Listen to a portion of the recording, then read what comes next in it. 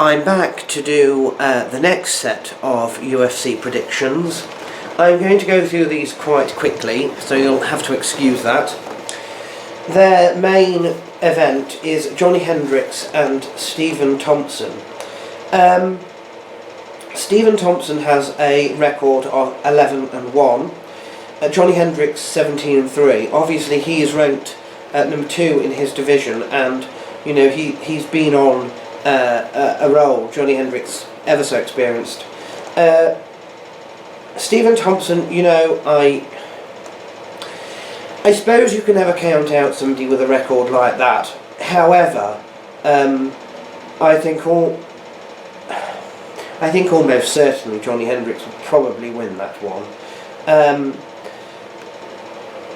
It may not be the most exciting fight in the world, I have to hasten to add, but Roy Nelson is fighting Gerald Rosholt.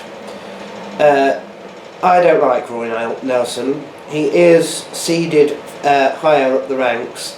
21-12 is his record. 14-2 is Jared Rosholt, and you know it's the power, I suppose, that could win Roy Nelson this one.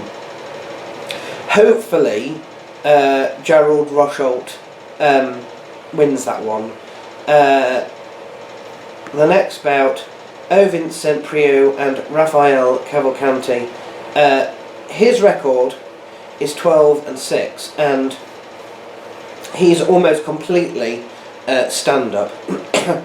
Ovin St. Preux is also stand-up statistically, but he has a ground game, and he also statistically finishes by decision as well.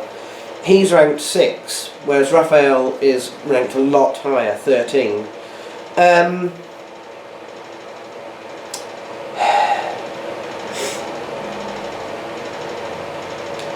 I err towards Ovin St. Preux, but I do think that this one could be exciting. It could be a fight of the night issue, this one. Let's move on. Joseph Benavidez and Zach Makovsky. Well, obviously, if Zach Makovsky wants to continue his rise with a record of 19-6, he's number 8 at the moment. This is the sort of fight he needs. Don't think he'll win this one though. 23-4 is Joseph Benavidez' record. Very, very experienced. He's also very good on the ground as well. Statistically here more than Zach, and statistically higher on the feet as well. According to this, you know, Zach Makovsky could beat him by decision statistically. Don't think it's going to happen. I imagine Joseph Benavidez will win that one, but it might be worth looking to see how good this will show, I guess, how good Zach Makovsky is. This one is the one on the top card that I have absolutely no idea about. Misha Kirkunov and Alex Nicholson. No idea. Let's move on. Mike Pyle and Sean Spencer. Nice to see Mike Pyle and back on the main card. They have a habit of not putting people on the main card that I think should be on the main card, and I'm sure Mike Pyle has been one of those recently. So many events, I can't be asked, to be honest, to look back. But anyway, hopefully he wins this one, probably on the ground. He stands a good chance. His record is 26-11. Sean Spencer 12-4. But his area of strength is decision. So, you know, Mike Pyle probably needs to finish on the ground, but I think he could. Josh Berkman and KJ Noons, an interesting one. Josh Berkman been around a long time, sort of close to what people call journeyman, I suppose. 28-12 is his record, and he's pretty well rounded statistically. KJ Noons far more specific and has far less fights. 12-7. And he is a stand-up striker. So it depends what shots he gets off, I suppose. I will give Josh his due and say I think KJ will probably win, but it may end up being decision. We are on the mid-card now as well. Derek Lewis and Damian Grabowski. Don't really know. 13-4 versus 20-2. It is striker versus groundsman, if that helps with anybody. Derek Lewis on the feet and Damien on the ground. Don't really know. Ray Borg and Justin Scoggins. 9-1 versus 10-2. Groundsman versus striker again. Justin Scoggins on his feet.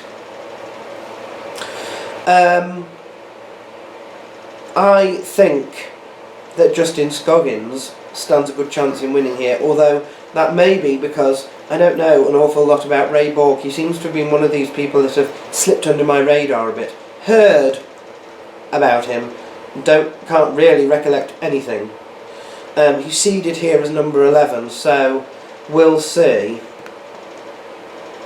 Noah Lahat and Diego Rivas, don't really know this either. Perfect record of 6 versus 9-1. I'll go for Noah Lahat on that, but who knows. Let's look at the bottom of the card. Mickey Gall and Mike Jackson, no idea. Perfect 1 according to this, and 11-10. What?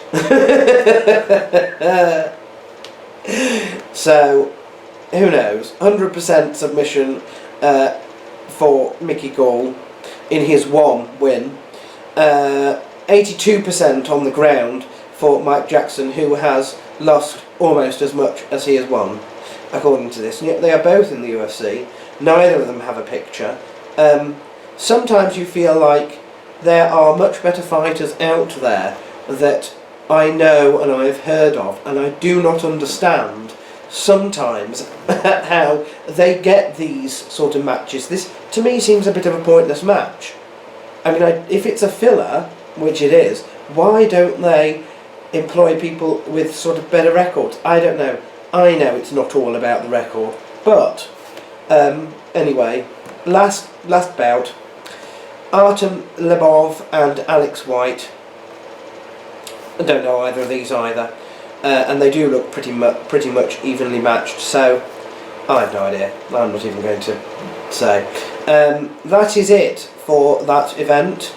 But look out for my fighter of the card for the events in January, plus some of the stuff that I have to say on MMA in general, which I do sort of once a month, because yeah, it's likely to make a few people upset, but since when have I ever cared about that?